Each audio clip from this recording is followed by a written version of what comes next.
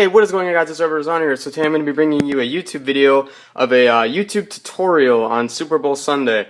So today's video is going to be showing you how to disable Joebot's touch sensors, because if you've had a Joebot, or if you have a Joebot, you know how annoying these touch sensors are. You know that. Every time he's roaming, he's walking, if something touches it, he stops. And he will stop roaming, and it's done. Now, if he didn't have that, he'd be a really good robot from WowWee, because he walks phenomenally. He's an amazing walking robot. He takes huge steps. He's very cautious. He's a great roaming robot, except for the fact that those touch sensors, whenever something presses them, he immediately stops.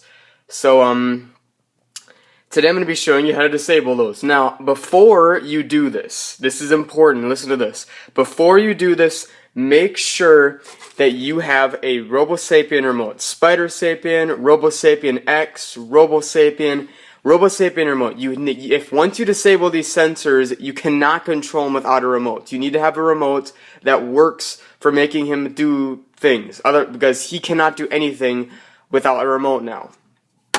So, just so that's clear, do not do this if you do not have another remote to use him with. You have to make sure it's a remote that's compatible with him, because if you do not, he will not do anything, and I will not take responsibility for you breaking your Joebot if you do that after watching this video when you realize you don't have a remote.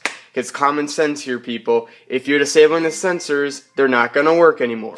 So if you use it with the touch sensors and you disable them, you're not going to be able to do anything. Common sense, people. If you do not have a remote, then do not do this. I repeat, do not do it. This will ruin your Joebot, and it's basically going to screw it over. Now, if you do it correctly, you will need no solder.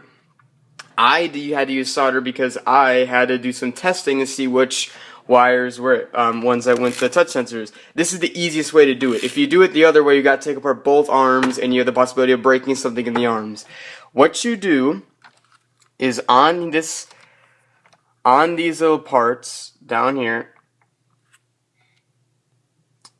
there's these big power trains, these big circuits. There's these big long ones which has all of these wires hooked up to it. It's the one right there. This one right here that has the black, brown, yellow, white, etc. wires.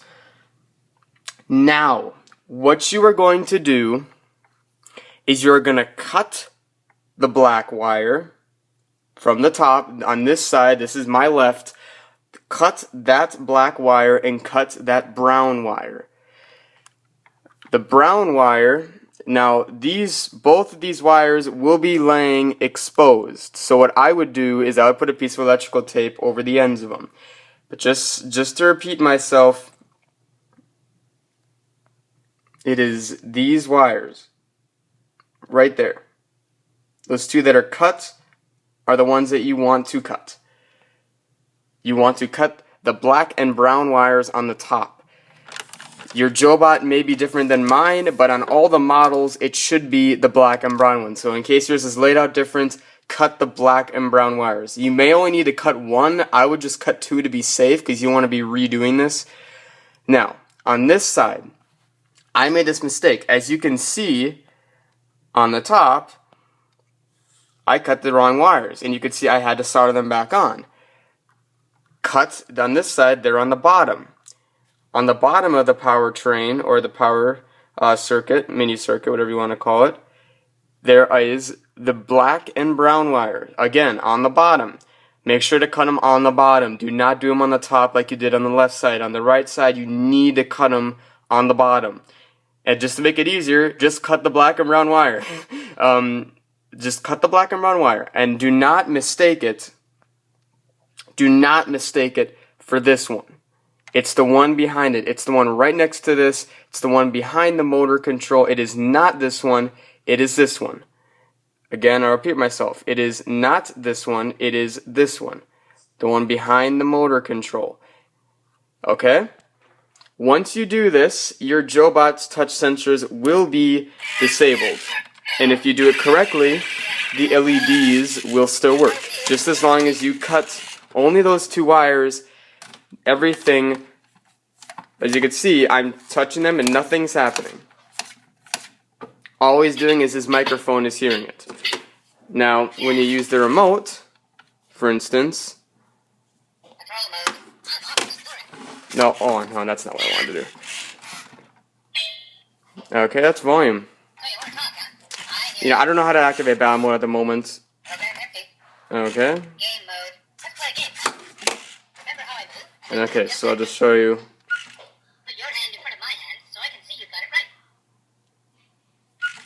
As you can see, it saw my hand. The touch sensors are, the IR sensors are still working, but the touch sensors are not working.